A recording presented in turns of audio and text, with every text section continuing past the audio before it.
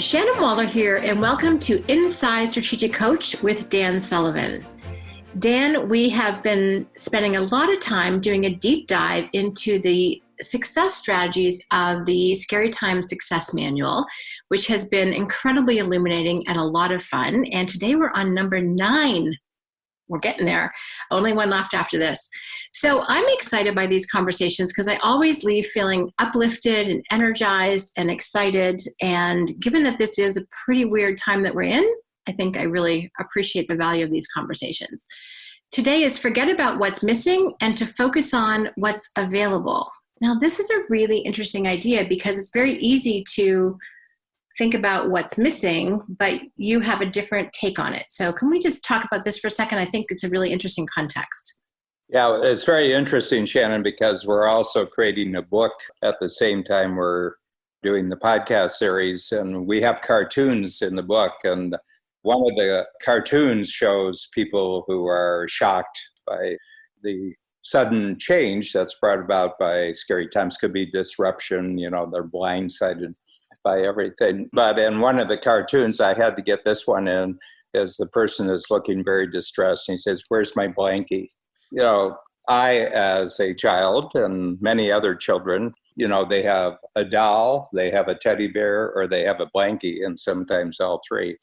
But the blankie, my blanket, I think it was Linus in the Charlie Brown series. Right. Linus always had his blankie. But a blankie is called a security blanket. You have a security blanket. And individuals have, usually unconsciously, they don't really know, but they have a whole number of factors that actually have to be around them, and they have to have everything ready before they can actually make decisions and take actions.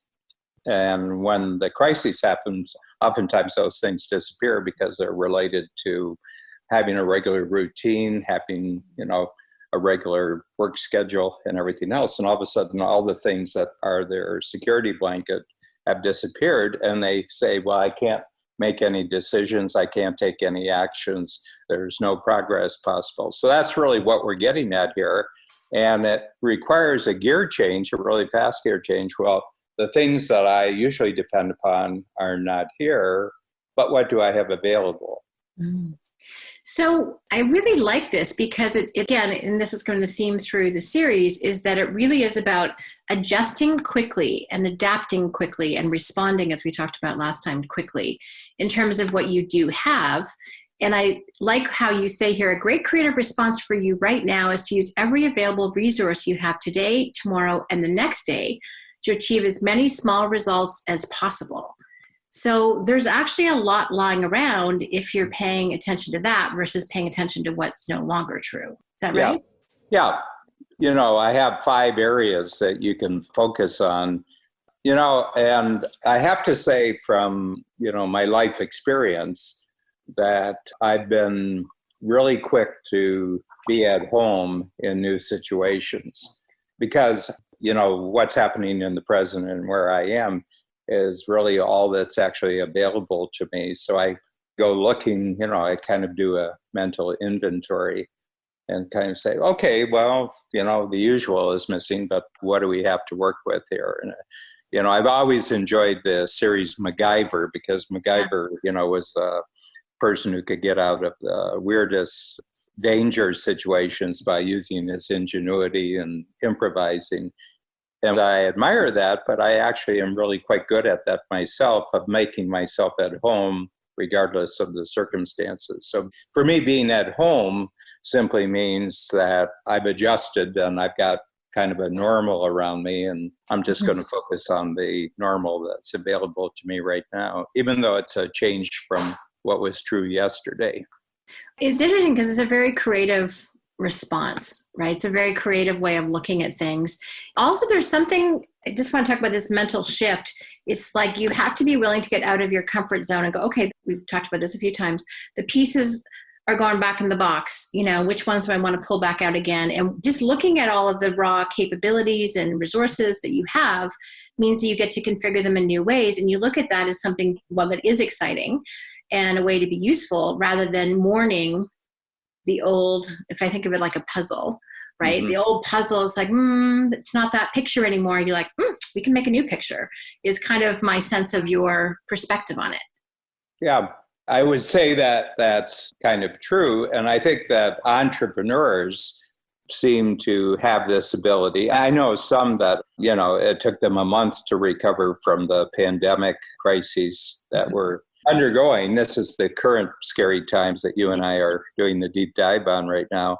And I noticed that some people really got knocked off their feet. They certainly got knocked off their game, that the entrepreneurial game. And I think it's taken them a while to recover. But even that being the case, they will probably recover faster than a lot of the general population.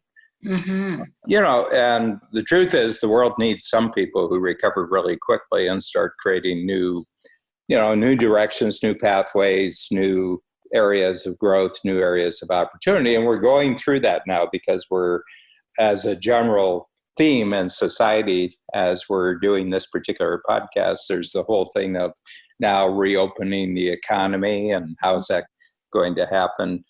It's a really interesting thing, but in every population, there have to be certain individuals who pivot. They pivot really quickly. And I think this particular strategy, and all the strategies in the Scary Times Success Manual, are pivots in relationship to certain negative emotions or negative inclinations that happen when there's a scary times. And we're just documenting them. I mean, we picked 10 different negative ways that people can respond during scary times. And we have strategies for each one of them. So this one is when everything that you were counting on before is missing. Right. Everything that made you comfortable and confident before is missing. Yeah. So what you really have to figure out is a new sense of capability and confidence with what's available to you. And Dan, I really like your line in terms of our preparation here is little achievements right now become really the new normal. It's really what you focus on. I love that idea of little achievements. The big achievements that you were planning on probably disrupted in some way, shape, or form, but there's a lot of little achievements that are available. I like that. Yeah. Those I can do. Yeah. One of my general themes is regardless where you are, what the circumstances are, what you're facing, be in motion. Okay. So my big thing is being in motion, be working on something. I think that our brain works best when we're focusing. Our brain works best when we have something that we can experience measurable progress with in a very short period of time. There was a film with Arnold Schwarzenegger and Tom Arnold and Jamie Lee Curtis. Was called True Lies. I love that movie. Arnold Schwarzenegger character is going through, and he's thinking that Jamie Lee Curtis, his wife, is cheating on him. And he's very, very depressed. Turns out not to be the case at all. As the plot develops, that's not the case at all, that they're actually spies and they're on the same side, but he's misreading. And he's very depressed. And Tom Arnold says, come on. He says, let's go out and find some terrorists and beat them up. It'll make you feel a lot better. And I really struck that there was a very, very good, what I would say, common sense strategy there from Tom Arnold. You got to do something where you feel like you're winning. So I think that what we're talking about here is how do you start winning again? And you can't win big the way that you thought before. You can't win in the projects that have now been suspended. You can't win if your freedom to take action has been limited. Right. And more so in this scary times than any other previous one that I've experienced where you're physically limited. But there's still progress room. There's still achievement room. I really like that because this is a very specific pivot to being in motion, to focusing on little achievements. And your actions, your prescriptions, I think are really spot on. So we'll get to those in a moment. But that's, okay, you couldn't be in motion the previous way, but you can still be in motion in a new way. And really redirecting your energy, your focus, your momentum is really what this is about, which is very doable. Mm-hmm. And people might even be doing it and they're not even realizing that they've been doing it. But if they're still measuring themselves against their old path, they're going to feel like they're falling short, what we call the gap between the reality and the previous ideal. But you're saying, okay, shift your perspective, shift your focus, and then you can absolutely still be making progress. Yeah, you can't play the old game. So invent a new game. I like inventing new games, Dan. Mhm. That's great. So let's jump into strategy number 1, which is your freed up time. Yeah, that's a resource, because your time that was occupied with the previous plan, with the old normal, well, that schedule's gone. You're not able to actually fulfill the commitments or projects that you were working on. There were events ahead in the schedule and they're not there anymore. So the first thing is you've gotten a big gain back. You got time back. Okay. It's important to recognize that right off the bat. That's the first resource that you want, is that time not spent as planned is time that's returned to you. Mm-hmm. And it's the most valuable resource because everything you're going to now do really requires the time to do it. And you have the time back. And it's important to actually put a number. How many hours did I get back? Right. And right off the bat, if you're limited in travel, you got your travel time back again. If days in the schedule, those things are no longer possible, well, all those days and all those hours involved in doing something else is returned to you. So it's important. I just got 25 hours a week back. Well, during normal times, that's almost an impossible task. You can't get 25 hours back. And I was very conscious of that before we went into scary times, because I had gotten into the habit and then made it a project of not watching television. I'm almost at the 2-year mark where I haven't watched television. And one day I just spent about an hour figuring on average how much I watched during weekdays, how much I watched on weekends. And I came to, which I think is a very accurate number, and that is that it returned to me about 700 hours a year. Okay. When you think about, it's an immense amount of time, it's like 14 hours a week that I got back. And this happened before the pandemic started and the lockdown started. I noticed that I was much more on top of everything after about a year and a half of having my time back from watching television. And I didn't feel I was paying any price for that, because television for me was mainly about news. I would watch, movies, and I would watch Netflix. But I noticed that I have as much a passion for reading as I do for watching other people's depiction of stories. So that wasn't a price I had to pay. And I'm on the internet every day, and I enjoy the news much more on the internet than having TV commentators telling me what I should think about something. I'd rather just know what the something is that I want to think about. And I'll think about it the way that I want to think about it, not the way somebody else wants me to think about it. So I felt freed up from other people's opinions and other people's biases. So it was really good. And that had all happened before this started. So I already had this experience of getting time back. Now I've gotten a lot of time back, and I've gotten so much done. And, you and I have been talking about this, and we talked about it yesterday at our team meeting. But if I had done the amount of work in normal situations, normal circumstances that I did over the last 6 weeks, I would just be exhausted. Right. I'd just be worn out. Mm-hmm. But I don't feel that way at all. Mm-hmm. And the reason is that the new virtual world that we're doing our teamwork in and our project completion takes out a lot of the not being effective times. You move from one meeting to the other, you're only in the meeting for the length of time that it takes to get something done. Teamwork is much faster. And the other thing is teamwork is much more accountable. One thing I've decided that you can't hide in the virtual world the way you can hide in the real-time world. When someone's not performing, it shows up a lot faster. If they're not meeting their deadlines, it shows up very, very fast. You got to be ready for when the team gets together, on Zoom in this case. So all that time back, I said, gee, I'm rich with time. So there's a resource. Now, what do I take the wealth of freed up time? What do I devote it to? And that takes us to our second one. There's cleanups. And you, as we were just starting our podcast, you were telling me that last night you just had to clean your work desk, that it was messy and not the way you wanted it to be. But that feels good. Yeah, it feels great. And it was fun because having lived in it for a little while, I'm like, okay, here's what's working. Here's what's not. Here's what I can improve. When I walked in this morning, it was like, oh, this is way better. So it was just that lovely feeling. And it probably took me 10, 15 minutes last night. It wasn't a long project. But also because I've been experiencing it for a while, I knew what I wanted to be different and a couple of enhancements I could make. And I found some things that I was looking for. So yeah, it was really energizing to just get rid of the stuff that wasn't working and improve the stuff that I wanted to.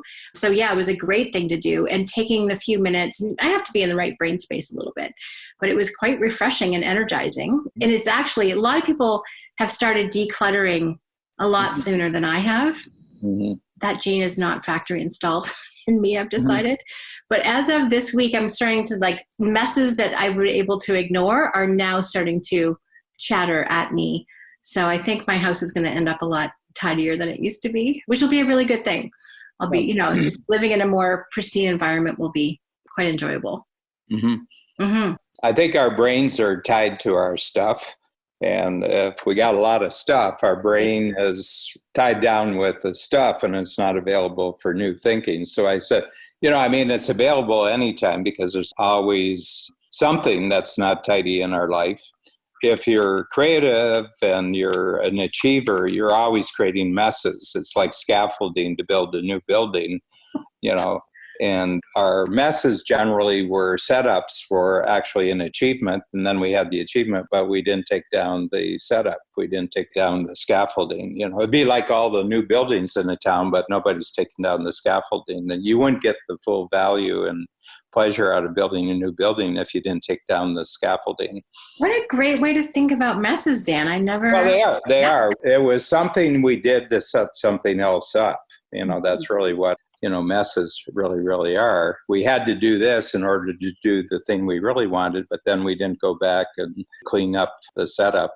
My feeling is just make a list of 10 things that are possible within a very short period of time. And I mentioned today, tomorrow, the next day. Well, I wouldn't go beyond the next week. Right. If it's Sunday, well, by next Saturday, I will have this done. Mm-hmm. But it could relate to possessions, and that covers a universe. The property that you have, spaces, relationships, paperwork. Wardrobe's a really big one because most people have a closet full of garments, 80% of which they haven't worn in a year, sometimes 2 years, 3 years, 4 years. And every time they go in, they say, I think I'm going to wear that again, but you never do because its time is gone. Right. You're trying to remember a pleasure that you had out of it in the past, but there's no comparable pleasure in the future. So maybe it's time to say goodbye. Right. And so the cleanups are really, really great. And there's another thing. It's not exactly a mess, but it's an incompletion. So there are projects, there are all sorts of projects in our life where we started it and it's still going, but we may have just completely lost the purpose for it. We may have completely lost certainly the excitement for it. You don't have the excitement for it. And you're kind of committed to it in your own mind, and you may be committed to it in terms of commitments to other people. It was a commitment, but now it's an obligation. Right. Okay. A commitment is where your heart's really in it. An obligation is where your mind is connected to it, but you don't have any motivation towards it. So you just complete those. And one way to complete this is to simply say, I thought I wanted to do this, and no, I'm not going to do this. And what that does is it frees your mind up from thinking that this is something that you still have to do. Mm-hmm. I like that, Dan, because you decide to end it rather than keep going back to it. It's like a mess, like throw it out or deal with it. Mm-hmm. But the incompletion is, if you decide that you're just, okay, I'm done with it, it's over, even if it's not done, that's the same burst of mental energy that you get back from cleaning up a mess is when you decide something. Or you put in probably the little bit of time or effort or mental energy and you get it done, I would imagine. And then all of a sudden you don't have to think about it anymore. You get to check it off the list, mm-hmm. which if you like checking off lists is very fulfilling. Yeah. I mean, the great public example of this is bureaucratic programs that get started for one purpose, but the reason no longer exists, but the program is still going. And now the purpose of the program is to keep the program going, even though it's using up money, it's using up time, and it serves no purpose, but because circumstances have changed, the economy has changed, and there's just so much of this right now that we're seeing in public life. Why are we even paying for this, right? I mean, people say, well, it's my job, my job's attached to it. Yeah, but your job is worth nothing. Why are we doing this? And so a completion is, you talk about this a lot with the team members because you coach the entrepreneurial team members and the key people in an entrepreneurial organization. It's called open file syndrome. You have open file syndrome, but there's open project syndrome. A project was opened up and it's supposed to achieve a certain result, but there's no reason for the result anymore, and there's no motivation to keep moving forward, but the project just has its own inertia, That's a great point, Dan. And by the way, that is the definition from my political science course a million years ago.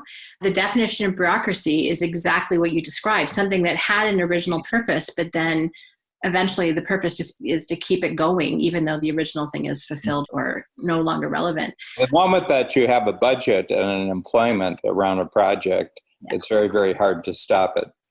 And even entrepreneurial companies can run into that challenge. Oh, yeah. So this is actually a pretty incredible time, actually very incredible time, to take a look at those things and go, okay, what was the purpose of this? Is it still providing the value that we want? Can we do something different? There's a couple things we do at Coach, and we've been doing it the same way for a long time. It's like, oh, how could we reinvent that? How can we make it more relevant? How can we make it more fun? Or should we stop doing it? I actually find that quite energizing to look at how to do things in a new and different way. But unless there was a prompt or an interruption, I would have kept going in that same track because that's what I was used to, and that was the habit. Yeah.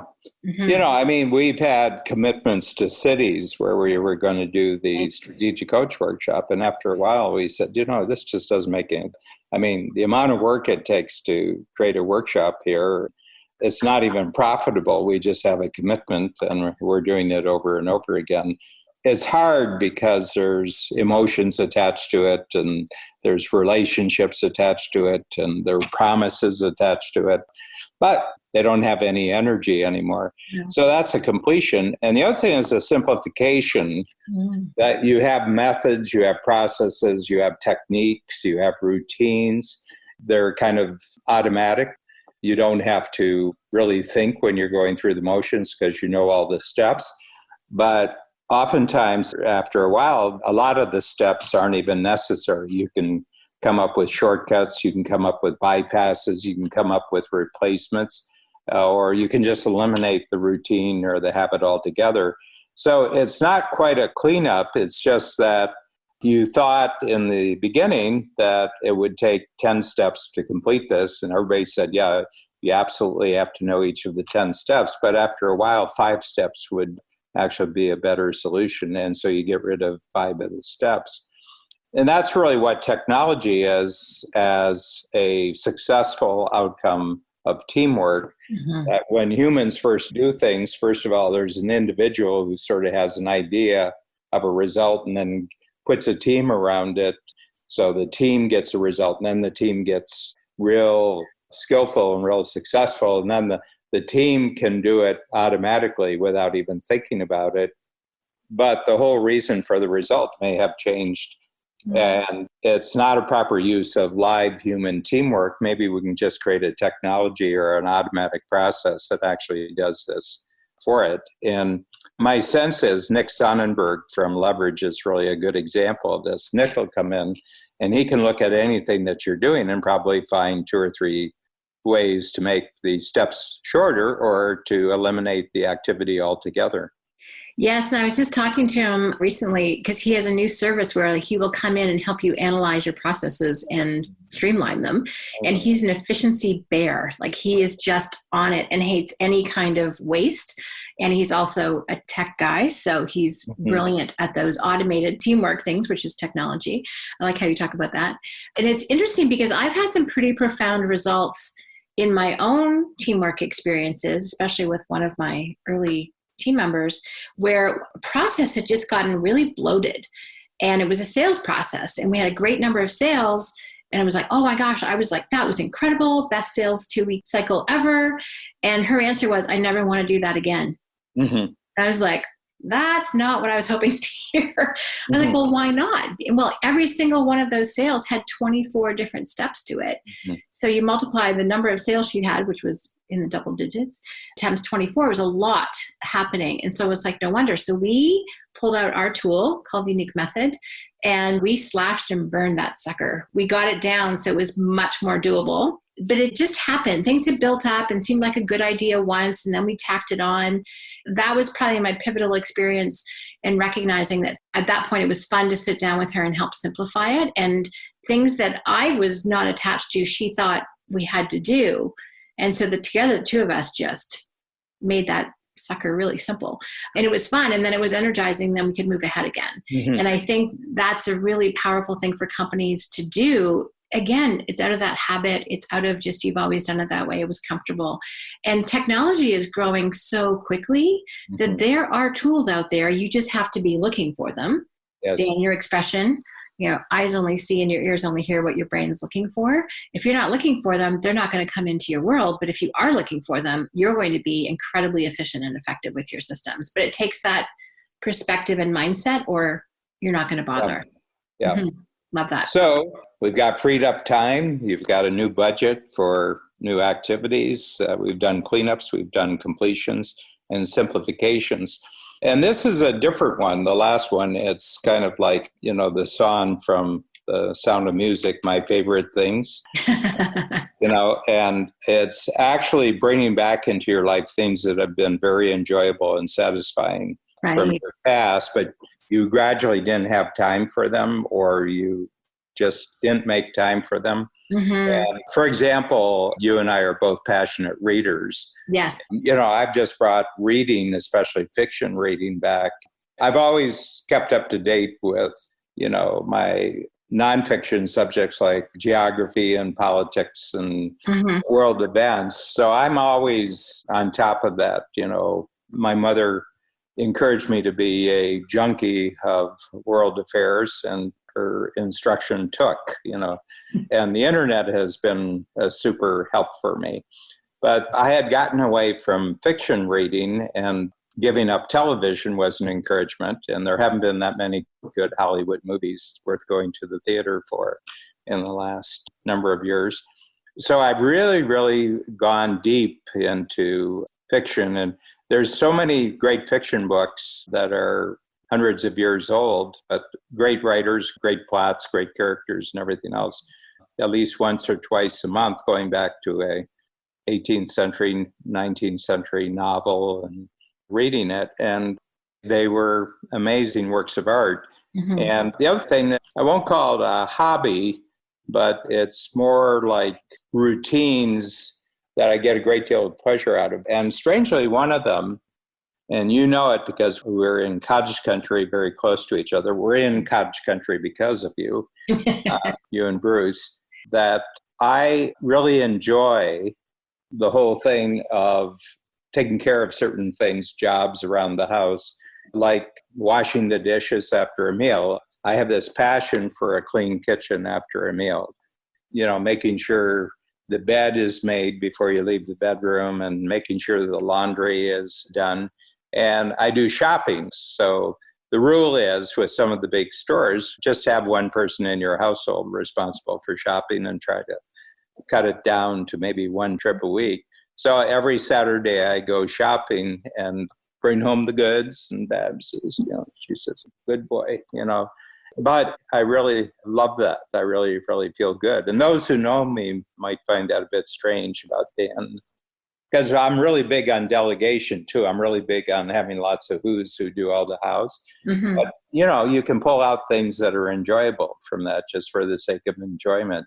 And I think that probably what happened is that your regular routine about what you have found enjoyable got interrupted, maybe stopped.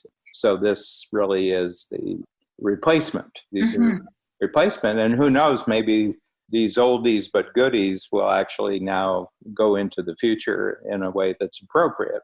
I have to tell you a story. This is one of a little pleasure. So when I first got to know Babs and we moved in together, she had a Sony clock radio. It's a little nothing clock radio. I mean, it's an ugly tan color, and the sound quality is really, just getting it on the right station is quite a trick.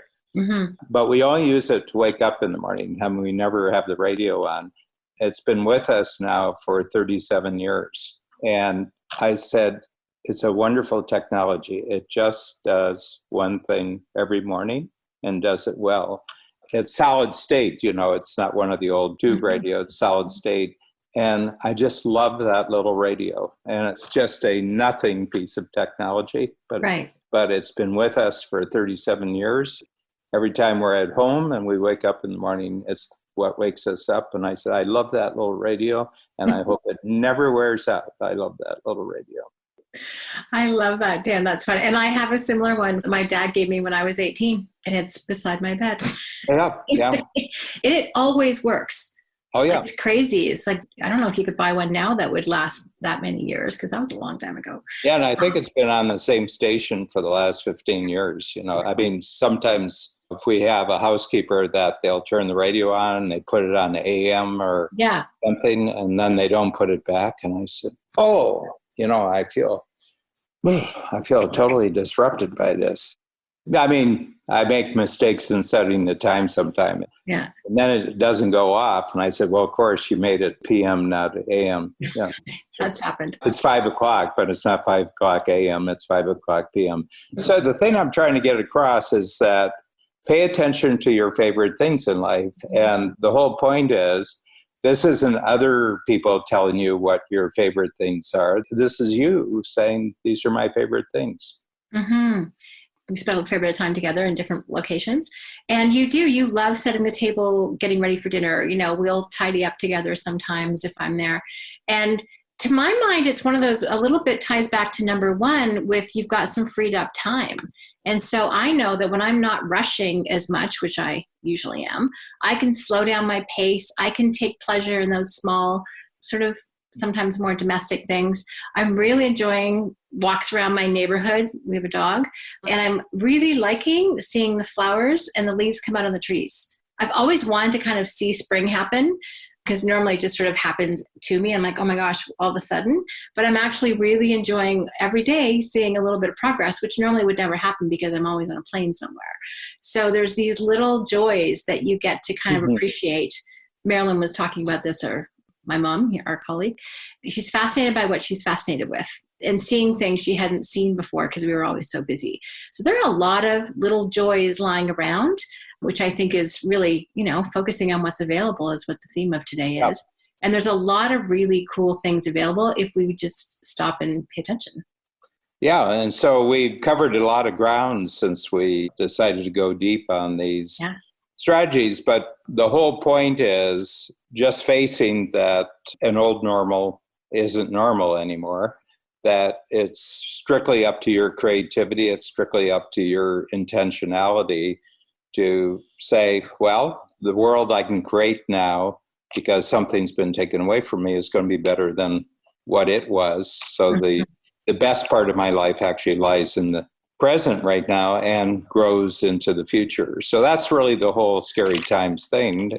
What you thought the world used to be isn't coming back, and now we're moving forward. And how can you take that as an opportunity and become creative with it and start to appreciate things in ways that you haven't before? Mm-hmm. And Dan, I think actually counting up your freed up time, time not spent commuting, time not spent traveling for us is a big one. Focusing on those cleanups and completions, even if you just decide, okay, it's done, whatever form it is. Simplifying things that had gotten really complex or complicated, brilliant way to feel good. And then as you talk about really focusing on those satisfying experiences or hobbies or habits that maybe you just weren't paying attention to before is such a great way to focus on what's available and create your new normal in a way that's even better than the old one. Mm-hmm. Just going back to something, let's take this opportunity to make it even better, which is always and be in motion. I love that. It's like, okay, let's come out of this better, stronger. These are some fabulous ways to focus on being able to do that. Thank you, Dan. As always, I leave our conversations energized and confident. I know other people do too, so very much appreciate this. Thank you very much, Shannon.